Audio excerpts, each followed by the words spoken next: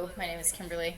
I have some jokes about when I was very adventurous and much younger, and arguably stupider, you know? Young and stupidity, they tend to go hand in hand. But this was like, God, like literally 9 years ago. And I was in college, and the guy I was dating at the time, we decided, we went like dancing at this like, cause this was in Portland, Oregon. I don't know. I'm from Portland, Oregon. I don't know if anyone cares or gives a shit about what that means, but basically it means I'm a little extra when it comes to like everything, and like just very annoying on like certain matters like politics and hairstyles and combat boots. And I think a lot of Portland people just like to dance and go to hippie parties and smoke weed. And one night we were doing that underneath the Burnside Bridge, actually. Wait, no, the Hawthorne Bridge, and that was literally lit AF. And we're dancing, and there's like a big bonfire from like the dumpster like garbage thing that we started to fire, and controlled fire, dancing, smoking. Some people are rolling on Molly, some people are rolling around at each other, rolling around in the dirt. I don't know, it's Portland and we're being hippies. And then my boyfriend and I at the time decided to get the grand idea to skinny dip in the Willamette River. And the Willamette River, if anyone knows anything about Portland, Oregon, the Willamette River is very polluted. It's like, I think it's like renowned worldwide, like reputable for being bizarrely disgusting and polluted. Like, it's like another level. It's basically like dirt and some rainwater and mostly sewage. It's a great place. You should visit Portland, Oregon. And we decided to go skinny dipping, and we left our clothes up on like the little rocks on the riverbank, and we're swimming, we're having a good time, and we forget about like anything like ever in the world, and we're having such a fun time. I don't know, maybe an hour, half hour, 45 minutes goes by, something like that. And we get up and we go to pick up our clothes, and we discover that our clothes have been taken. And I can't remember exactly why he had to leave. I can't remember exactly what, like, but I remember, wait, yeah. So whoever took our clothes took all of our clothes except for his fur vest, and he gave it to me, and he said, here, now you need to get home. Take this fur vest. And so I managed to, I had my bike locked up, and it was like somewhere else far away from the riverbank, but it was locked up over there like next to the other part of the party. And I ended up, so he had to leave because he like immediately had to like, I can't remember exactly, but he gave me the only piece of clothing that he had, which was the fur vest. And my shoes were taken, everything. And the certain bike that I had at that time in my life, it was like the certain pedals were kind of like hard, like, yeah, they were hard, and like they had little like things that stuck up, and like it felt painful to like press on it, but I had to go uphill for like 3 miles, butt ass naked, in nothing but a fur vest and barefoot, and like crazy wild wet hair, and like it was just like a 19-year-old like literally just like trying to like get home safely to my dorm. And I'm sure that was a memory for many people who saw me that night, who happened to see me that night. Just some random butt-ass naked girl, except for a fur vest. I was like trying to cover my top and like get everything covered up here, and then I just had to like, everything was covered down here because the bike, I was like riding on it, but like it was that bare ass for everybody to see. And these are the fun times that we do live for. Just, I guess, lesson learned there is hide your clothes when you go skinny dipping, or don't go skinny dipping in a river mostly of sewage anyway. I probably have, like, diseases from just that one night of swimming in that disgusting river. And, Yeah, then the other bit is when this is like fast forward now, like literally to just like this last spring. I recently decided that I wasn't making enough money, and therefore I needed to expand my horizons and like advance my other skill sets in order to just make more of an income because I wanted to. I just realized I wasn't making enough money, and I realized that that was something that was within my control. So I looked up more modeling gigs. However, and I appreciate my like gung ho, like take initiative to solve my problems method in my life. The problem was though is that I did it on Craigslist. So that's just cut it right there. That's just bad idea. Just anything Craigslist is just guaranteed to be trafficked or raped or harassed or to be hoodwinked in any kind of possible way. Like if you want to know how to get fucked over, just search Craigslist opportunities.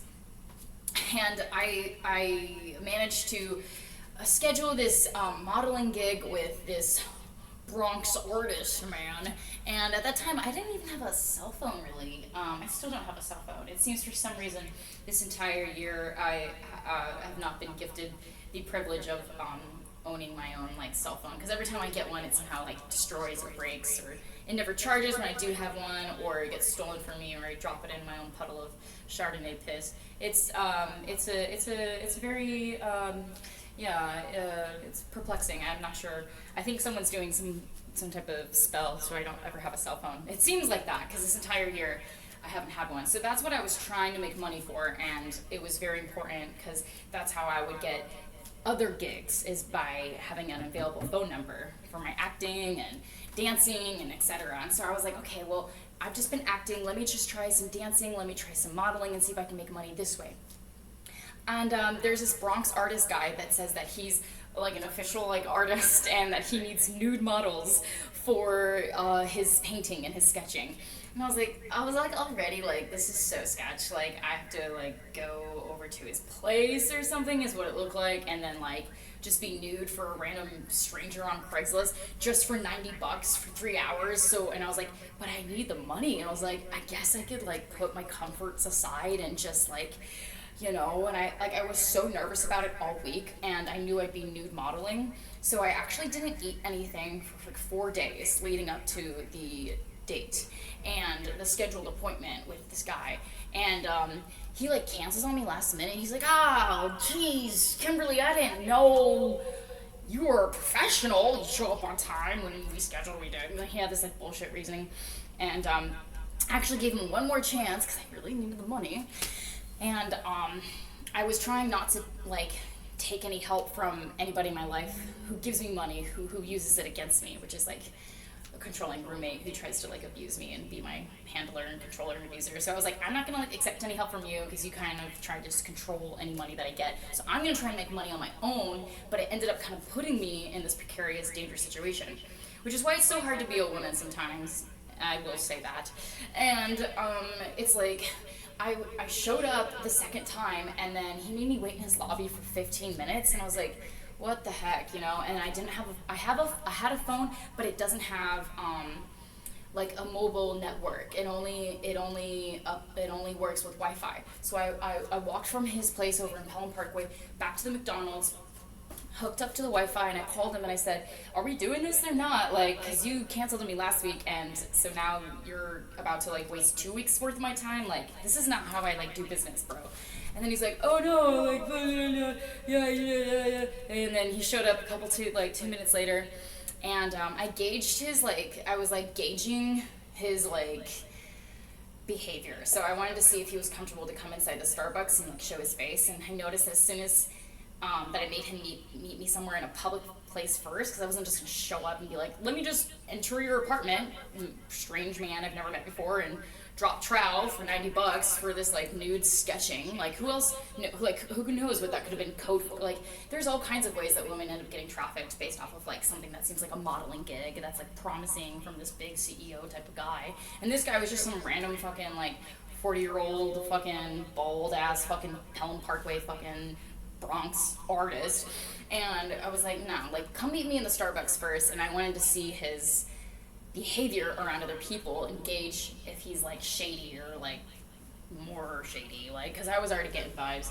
He comes in, he acts kind of like weird, and I'm like, I don't know about this, and we're talking, and then I was like, okay, well, do you have time for like, I was trying to gauge, I'm like, where did you get your degree, and how long have you been doing this, and can I see other testimonials, and trying to really just, like, I want to make sure that I'm safe, but I also don't want to put my, like, I don't want to, just for $90, like, totally put my self-esteem and self-worth into, like, a bucket and flush it just for $90. I can, like, you know what I'm saying? But I also, like, really, really needed the money.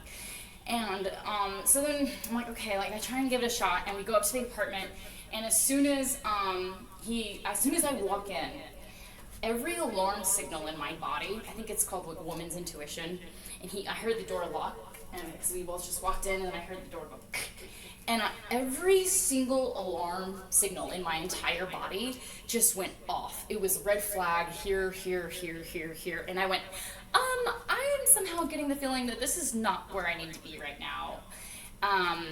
And I'm gonna go. And I just, like, I barely even put my jacket on the back of the chair, and I was like, I'm gonna go.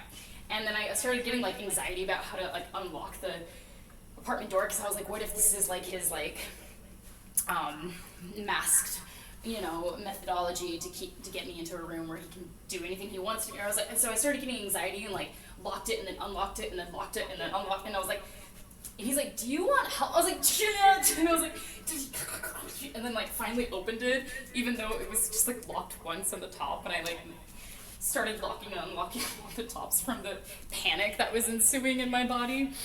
And this is the funniest part of the bit. He was just like, I will never forget the sound of his, like, disappointment in his voice and, like, the desperation in his voice, and it was just actually, like, one of the funniest moments of my life, hearing what he said next. But I heard the door closing, and then his voice just bellowing out into the hallway, "You could probably use the gig!"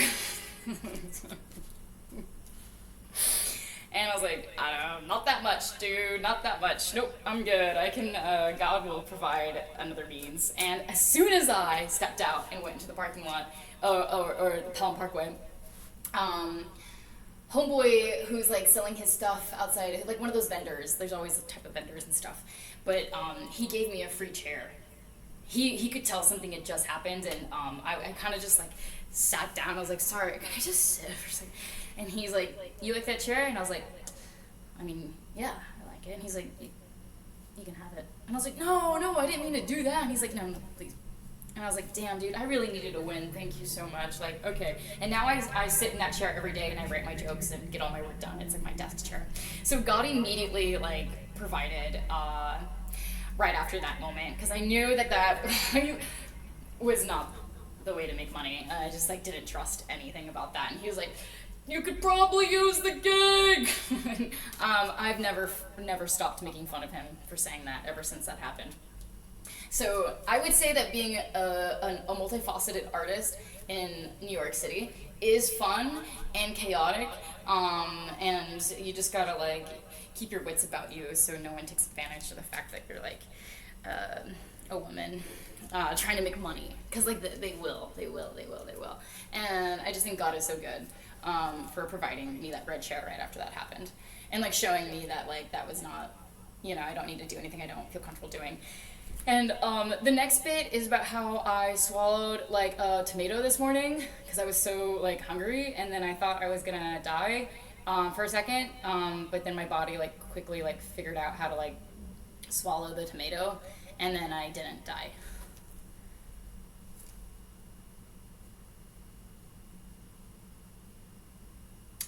And then the next bit is about, I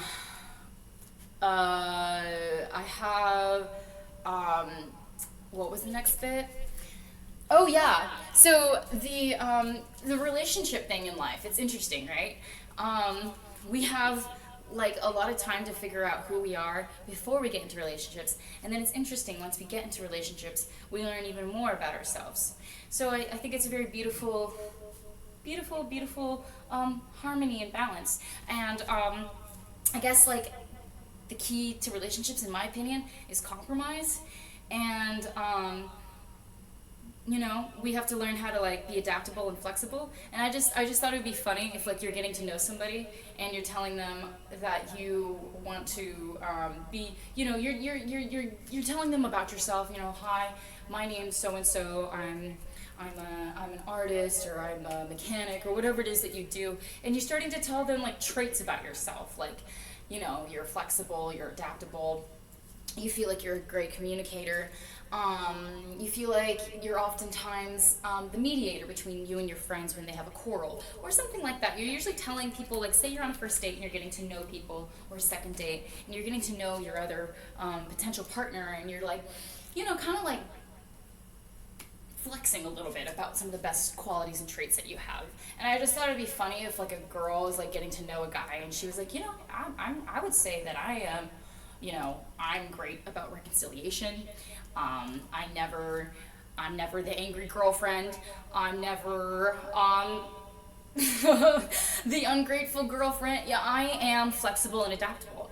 And I just feel like if a man hears that and, maybe he hears it in a certain way, like he has every license now to believe that she's adaptable and she's flexible in more ways than one. And then she's flexible and adaptable, like in areas of her life and parts of her body and the bedroom. And so she might be pro-anal, is what I'm trying to say. She might be. If a girl is telling a guy that she's really open to different positions in life or in the bedroom, and she's just like, I am open, I am flexible and adaptable, and I am also pro-anal. Like, like that's what that I think that might be what he's hearing. And then she's like, no, I'm a great mediator when it comes to negotiating. I am your girl. And he's like, she's pro-anal. That's what she's really trying to tell me. She's open to have it in the butt. And yeah, you're a lucky guy. What can I say? What can I say? What can I say?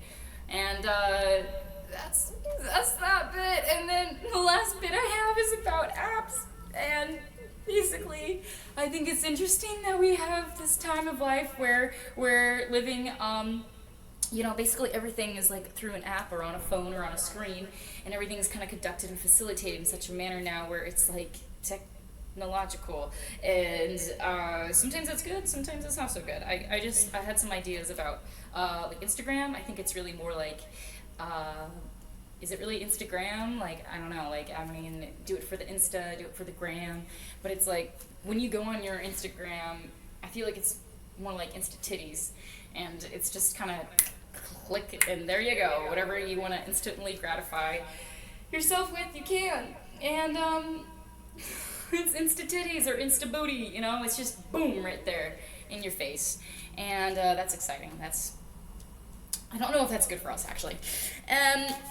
The other bit that I have is just more continuing of the apps, and I think it's supposed to like make our lives easier, but I think it actually complicates things even more. Like Cash App. I don't know if you've ever had any like good time on Cash App, but I've always had some sketchy ass bullshit going on Cash App. Like somebody came in and like took $300 or $400 or something, and I'm like, that's cool. Let me try and call Cash App and see if I can get that back. And they're like, actually, because you have this app, it means that you consented to fraudulent behavior, and basically that money was never yours, or something like, administrative, and it's sufficient for them, but it's like bullshit to your ears, and you're like, just give me back my money. But instead of Cash App, I think we should call it fraudulent behavior on tap. Now PayPal's a different story. I feel like PayPal's a little bit more secure. It's been around, I think, longer, and it's a good time. You can easily send money, and you can split a dinner bill, or etc. And the reason I also like PayPal is because it's not just PayPal, it's also my only reliable pal. It's a sad life. Yeah, I know. Don't feel like too much pity for me. PayPal is a really good only pal to have, okay? And The other little bit that I have is about uh, PayPal, Cash App, TikTok. Okay, so I actually did a little bit of um, uh, research for. Wait, DoorDash. Okay, so DoorDash, like that's supposed to make food easier and better, and like more convenient. But really, it's another way. I mean, I guess it is employing people, which is cool, but it's like it's so expensive, and it's like honestly double dipping in the prices, and it's so extra. Like I don't know. I kind of just feel like it's an occasional, once in a time celebratory thing that you do if you're having like a sleepover or a kid's birthday party or something where you just like can't physically like do it, but you need food right then and there. That's an okay, like yeah, but like other than that, you can't get too indulgent with it and be like, just ship me a box of tacos and a large Baja Blast, and I don't feel like going to the kitchen and making my own meal because I could just DoorDash it. Like that is despicable. Like I pray to God I never get to that point in my life. I really do. And so anyway, I don't think it's DoorDash. I think it's drain your bank account in a flash. That wasn't a very good snap. Hold on. In a flash. Drain your bank account in a flash is what we should call it, and not DoorDash. And then Grubhub, we also have Grubhub. Grubhub's cool, kind of the same concept, everything like that. But same argument. It's overindulgent, it's excessive, the prices are jacked up for, no one else's benefit other than the elites and the CEOs and capitalism. And it's only inherently regressive to the buyer and the customer because you're simply paying for convenience and service. When we could just go to the grocery store and get the main ingredients and cook ourselves. You know what I'm saying? So and besides, it's just not worth it because anyway, when you get Grubhub, it's more like we should just call it really what it is, Cold Food Club. You know what I'm saying? And this last bit, this is what I'll leave you with. I feel like this went on a while, but basically, how many times do you go onto TikTok every day? If you're getting this little comedy rehearsal set. Yeah, a lot of times. Like it's like too many times, right? So I found out we did a little bit of research for this joke, but basically on average, like people spend 95 minutes a day on TikTok, and I think they open it like on average like 3 or 6 or a dozen times, and then that's 6 hours a week that somebody opens up TikTok or is on TikTok, and then 26 hours a month, and then at the end of like their lives, it's actually 2.3 years of their lives spent on TikTok. And that's not even for people that like, make their money and whole livelihood off of TikTok. It's for people who like just enjoy it and are on it. Like this is the averages. So I just have this argument as to like how I think the new technology and apps and the masqueraded illusion of marketing that it's so convenient and it's making our lives easier and better, is that it's actually robbing us of our own critical thinking skills and rearranging our brain chemistry in harmful ways. Because if you're doing something for 95 minutes a day, that could be like spent with your kiddos or cleaning or doing something like productive. Like we used to be like farmers and productive and like hunters and gatherers, and like your whole focus and goal for the day was to like kill a mammoth and feed your tribe. And now everyone's like,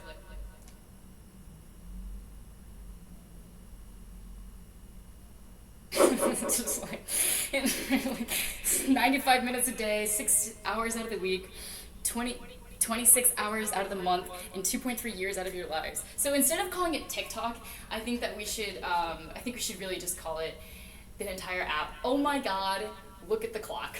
Thank you so much, New York. My name's Kimberly. Enjoy the rest of your day.